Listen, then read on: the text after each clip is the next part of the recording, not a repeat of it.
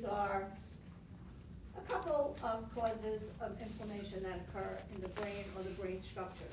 And when we talk about the brain structures, we're talking about things like the meninges, and things like that. The sinuses, the cavities. So, meningitis is the one we're gonna speak about as kind of the, umbrella disorder that we're gonna talk about. But we talked yesterday about infectious diseases that can affect the brain. We talked about the fact with the basal fracture, you have a communication between the sinuses and the outside world. We talked a little bit, I said to you that if a patient has an infection in their ear and it can eat through, and I specifically said for immunocompromised patients, but it can also happen for people who, let's say, don't believe in antibiotics. And their child has an ear infection and they constantly have all of this gunky stuff sitting against their tympanic membrane. It eventually just eats it away, and then it can go into the middle, the inner ear, and then into the brain. And there are people who, like, I'm not a huge proponent of antibiotics. You had to prove to me that my kid was sick. They're like, you don't want antibiotics? I'm like, no. I do not. Why? What are we causing out there in the world? Superbugs, because we're all on antibiotics for all kinds of things we don't need. So unless there was a documented strep or a documented ear infection, no antibiotics. So I could be called an anti-antibiotic person. But there are some people who take antibiotics for nothing. Sinusitis, same thing. Mastoiditis, same thing. Neurological surgeries and procedures, always a risk for infection, always.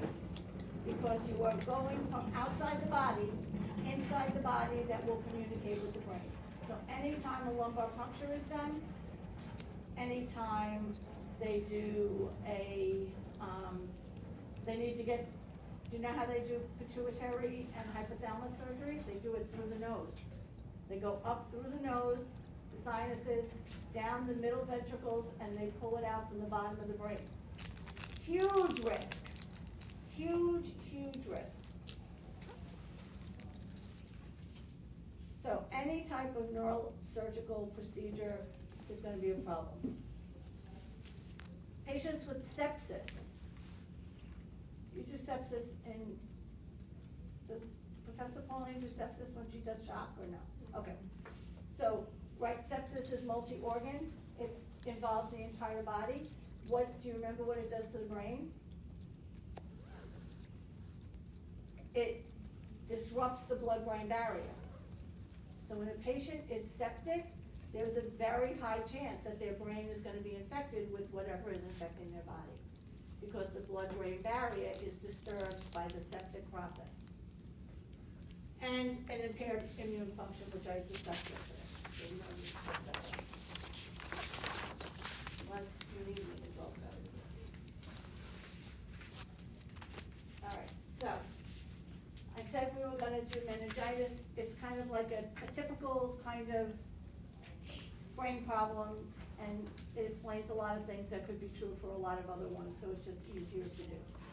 Not easier. It's also the most common, it's the one you'll see most often.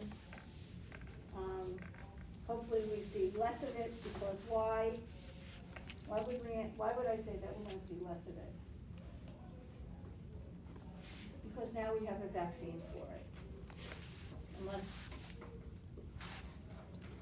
you don't take vaccines. See, I don't take antibiotics, but I do take vaccines. But we should see less meningitis than we do, that we were seeing, because now the meningitis vaccine is mandatory for children to go to school, but it's not totally eradicated. The other thing is that you can also get meningitis if you get it from what do you call that? Like a surgical procedure, and the meninges get infected. There's nothing we can do about that. So So there are a couple of types of meningitis. The primary types we'll talk about are viral and bacterial. But just like you can have a fungal infection in your lung, you can have a fungal infection in your meninges.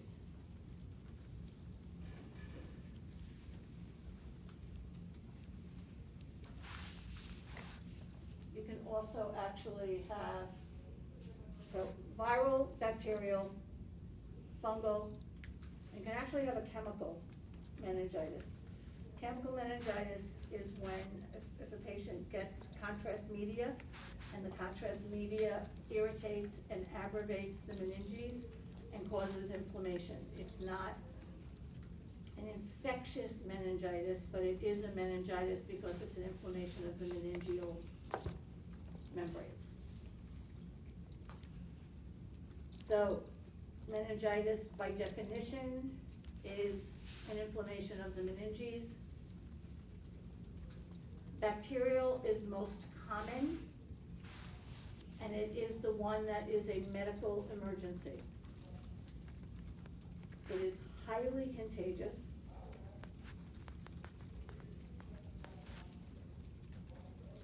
And its time frame is relatively short. So the patient gets infected with the meningococcal meningitis, and they time from when they get infected with one or two little bacteria to when it's problematic is relatively short. So they're just a little bit sick and then they're sick. Okay. It can be and frequently is secondary to a viral respiratory disease. So a patient can have a viral pneumonia or a viral upper respiratory cough and whatever, and the immune system is worried and bothered and getting rid of that, and then the next thing you know, the patient has a meningitis, often viral in that case. If it's bacterial, the most common bacterial infections are, organisms, are strep, pneumoniae, Neisseria, and meningitis.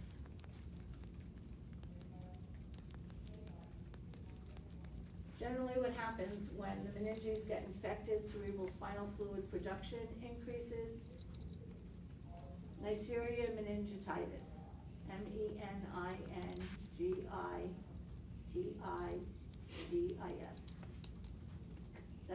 That's a bug. So cerebral spinal fluid production increases due to the inflammation in the meninges, and the intracranial pressure begins to go up. If in fact no intervention occurs, then the meninges continue to increase in inflammation. The inflammatory process occurs for a much longer time, and then eventually the brain will get infected, and increased intracranial pressure will become unchecked, and the patient can die. And there have been cases of patients dying from meningitis. So, it's more common when you have large groups of people living together, so when you have multi-generational households, when you have immigrants living 30 people to an apartment because they're working all different shifts, so they're not there all the time, but they're there. So we have to be aware of who is at the greatest risk. Schools, that's why when one kid gets meningitis, everybody goes home. Because it's highly, highly contagious. The diagnostics that they use are a lumbar puncture to get cerebral spinal fluid. And when they look at the cerebral spinal fluid, it's cloudy. Remember I said yesterday, oh God, that feels like a lifetime ago. So when I said last week, because of the purulent secretions that are in it, and the purulent secretions are also the ones that kind of look like the inside of the pearl, that pearlized kind of color, and cloudy. There's high protein. If it's bacterial, the CSF will have more protein than if it's viral, but both will be elevated, either viral or bacterial, but bacterial will be higher. If it's bacteria, if it's a bacterial meningitis, the glucose will be decreased. Why? What do bacteria eat? Glucose. If it's viral, the glucose in the cerebrospinal fluid will be normal. Sometimes in a viral meningitis, the cerebrospinal fluid itself is clear instead of cloudy, because it's usually a bacteria that makes the purulent type of exudate that we see. And when they look at the white blood cells, they're going to be increased. In bacterial meningitis, it's the PMNs. They're a specific type of white cell. They're called polymorphonuclear cells. PMN, polymorphonuclear cells. And the total lymphocyte count will be higher if it's viral. So looking at the CSF, they will have a good idea of what they're looking at and then what they need to treat it with.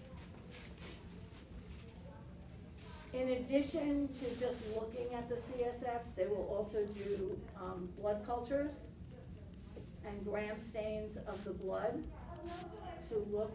Do you need me to close that door? Is it okay? Okay. I can. Is it distracting? Yeah. Oh, that's what I'm asking. Either that or I'm talking my scary voice.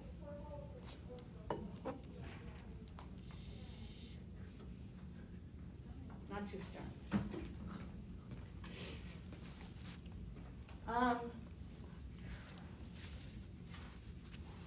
Diagnostics, okay, so gram stain. They will also do sputum and nasopharyngeal smears.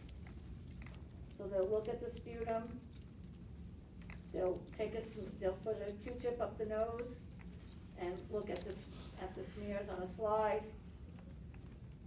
They will do x-rays because we said the patient could have a pneumonia as well. And they will also do x-rays of the head to see if there's anything else going on. And they may do CT MRIs. So, signs and symptoms. What do you think?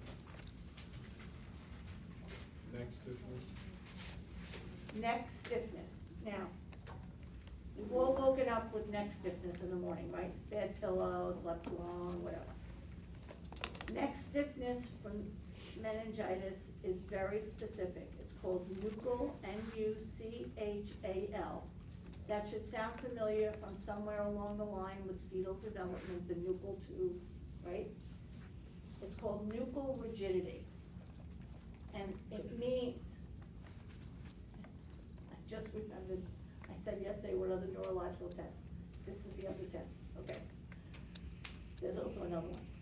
It's when you put your chin to your chest and it causes pain and pressure in your head.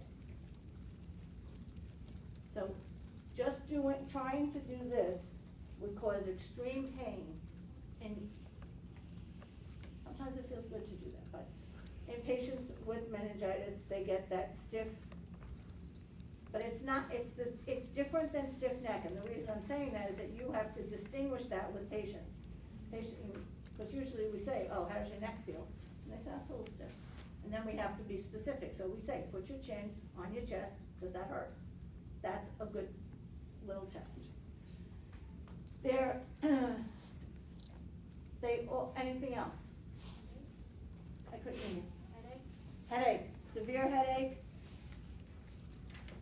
pounding, worse with activity, worse with light, sounds like, increased intracranial pressure. There is another sign called the Koenig sign, Kernig, Kernig. And that means when the patient is lying down in a supine position, so they're flat, right? If they flex their knees and their hips to 90 degrees and then extend the knees, they get a severe headache. So they pull their knees and their hips up and then they put them back out and they get a severe headache. The reason is, again, we're trying to flex that spinal cord that has too much fluid in it and it's causing a problem.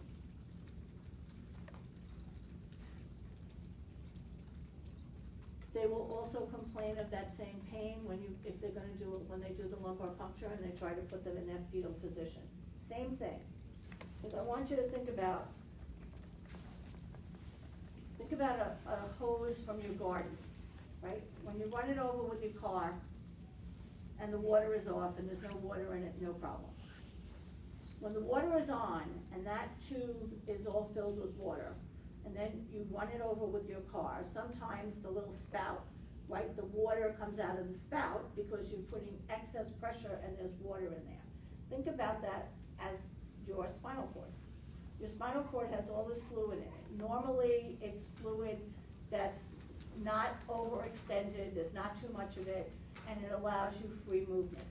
Once that starts to expand, when you do this, it's like bending that full garden hose when it's full of water, and it increases the pressure. So we definitely don't want to do that. Patients can also present with restlessness and agitation and irritability. That's also a brain thing.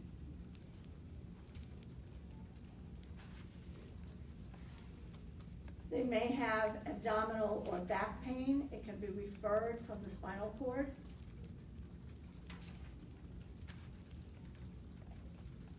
And they may have nausea and vomiting. And then when they vomit, their headache gets even worse.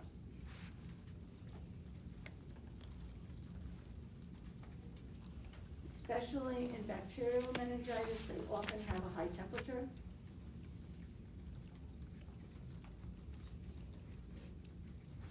In bacterial meningitis, they also get, it's described as a skin rash, but it's not a rash, it's actually petechiae. And how do you tell the difference between a rash and petechiae? Do you know? Blanching it. Petechiae don't blanch. A rash should blanch, and please do that with a glove on. Although I shouldn't have to say that, because you guys do everything with gloves on. It makes me crazy. They can be photophobic, so lights, not good. They can have a seizure. Sometimes that's actually what brings them to the hospital. And sometimes noise and activity and stuff like that can actually cause the seizure. They can actually fall into coma if the increased intracranial pressure gets high enough.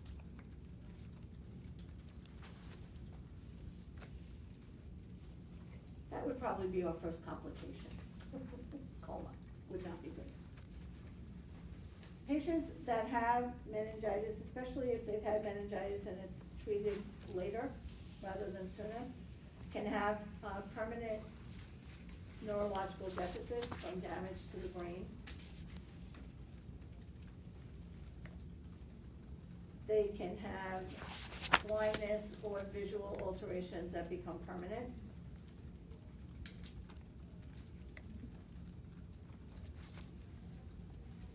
They can have hearing loss, which is more common in bacterial meningitis.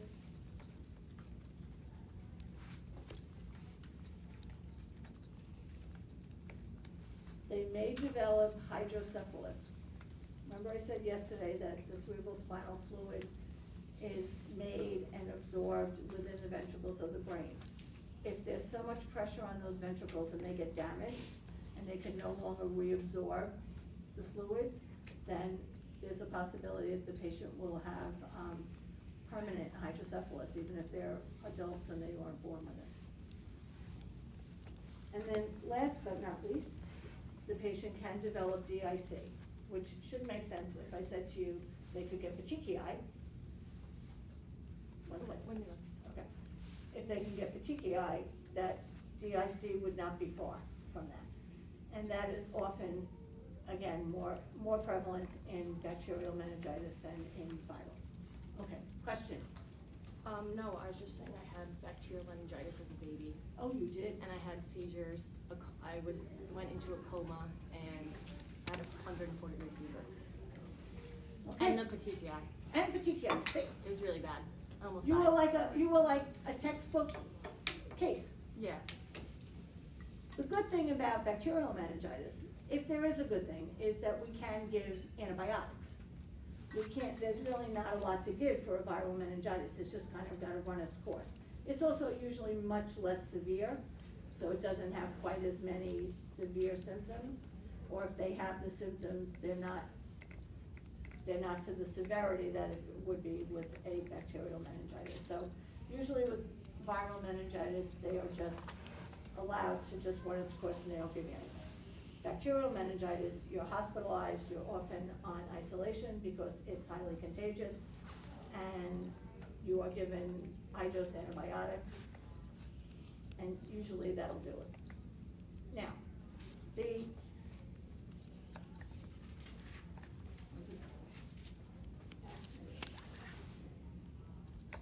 nope, clearly did the wrong. There we go. Okay, so we did the physical symptoms for the nursing management. So if you have a high fever, you're gonna give your patient what? We just talked about the major. We're gonna give we're gonna give antibiotics after we get an order. What else are we gonna do after we get an order? For fever, let's say. For fever. Cooling blanket. Cooling blanket, you need an order for in most places, just so you know. Antibiotics, once you get an order. Tylenol, once you get an order. What you can do on your own, without anybody telling you, is you can give a sponge bath.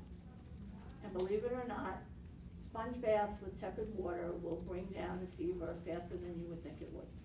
Do not dump a patient or a baby into a tub of cold water, please, ever. That's too shocking. We want to use tepid water, meaning it's just like room temp. And if you put washcloths on the pressure points, behind the neck, under the arm, behind the knee, in the groin, you can and then cover the patient with a sheet so they don't chill, you will bring down the patient's fever. Do not use alcohol. If you use alcohol because the patient is vasodilated from the fever, they will absorb all of that alcohol. So do not do alcohol baths. That's what they used to do. So please don't do them anymore. If your patient is gonna have antibiotics, you're gonna give them on time. What happens when you miss an antibiotic dose? What do? You're busy. Oh, damn it, it's 11 o'clock, I'm supposed to give 10 o'clock med. What do? It's an antibiotic. Do you give it? Hold it? What? Give it?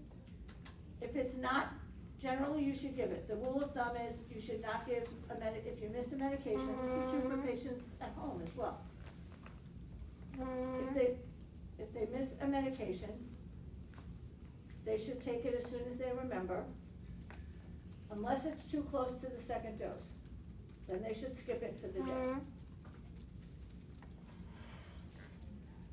And then, if they miss 2 doses, they should call a physician or a nurse practitioner or somebody and say, look, I missed 2 doses, what should I do? But if you're giving antibiotics in the hospital and you miss a dose, either because you forgot, it wasn't up from the pharmacy, whatever, you should give it as soon as you get it and then retime the rest of them. Now, I know that's harder to do with all the computerized systems, but you shouldn't hold, the patient's gotten a bacterial meningitis, you should not be waiting another 5 hours to give a med. So, just to try to organize your time and think about what you're doing with your patient. Oftentimes, if they've suspected meningitis, they will actually not do antibiotics. until they do the lumbar puncture, because what happens once you give the first dose? It alters the bugs that are in there, even just one dose. So they will hold that dose, do the lumbar puncture, and then start the antibiotic. If the patient is so symptomatic that they think they might herniate or might have permanent damage, they will give an antibiotic. What they say, the word is empirically. So they'll give a broad spectrum antibiotic to hit as many organisms as possible and to decrease the load, the bacterial load in the body. And they do, that's what we call empiric antibiotics. Then they will do the blood cultures or the lumbar puncture, and they will see what the organism is, and they may change the antibiotic once they see that to make it more specific. Because we don't want to keep giving broad spectrum antibiotics, because the more broad spectrum antibiotics we keep giving, the more resistant organisms we're going to have. So we want the antibiotic to meet that organism to the best of its ability. Get rid of it, and then stop the antibiotics. So, that's the antibiotic story.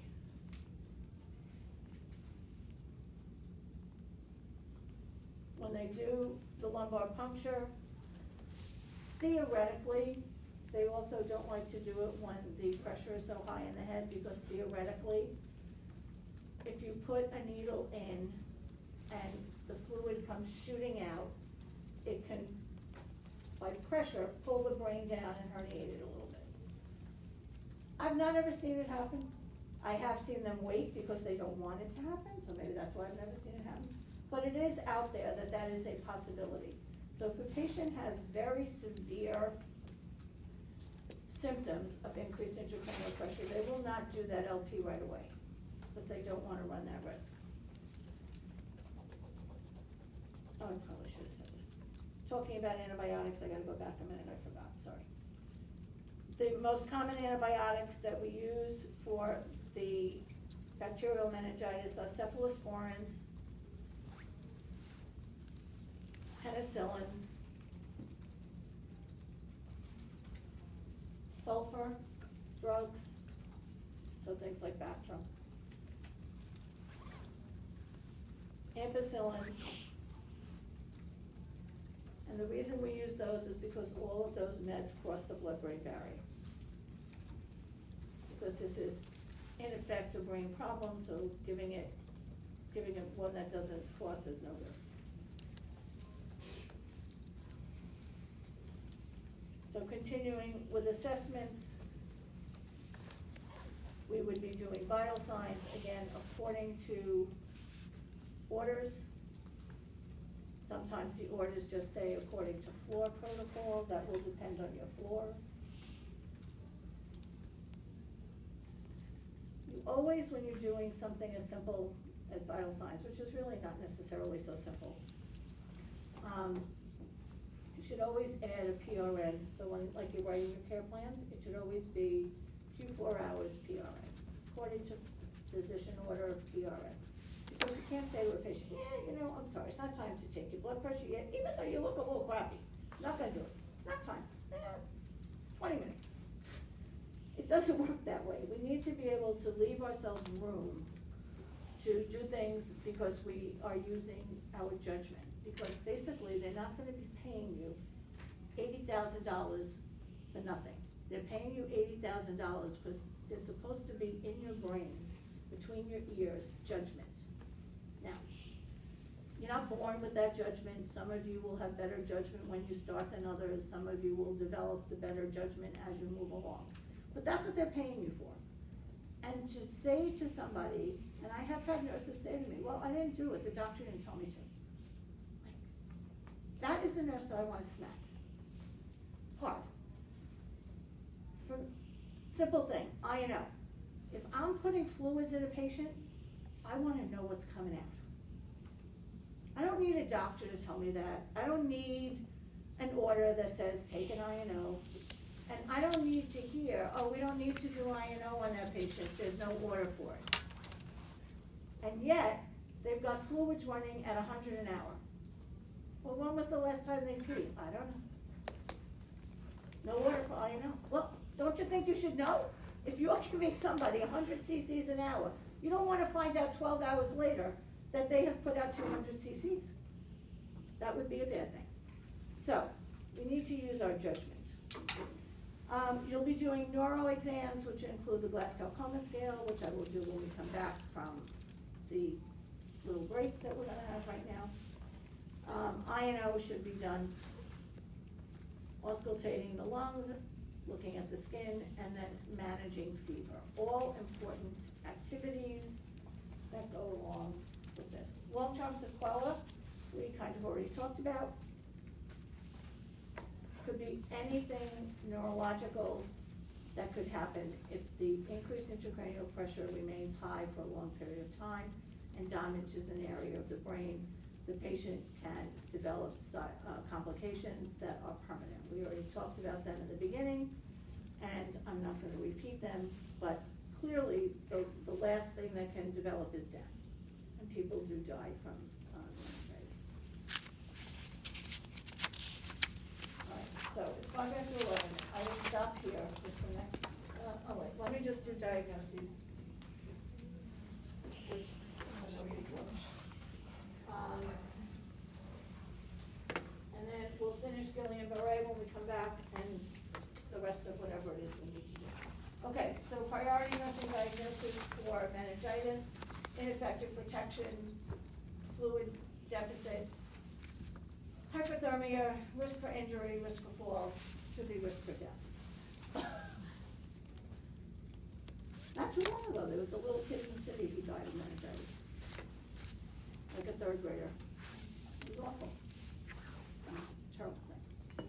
Okay, so that's it. You, be back by like 11:30. That should be good.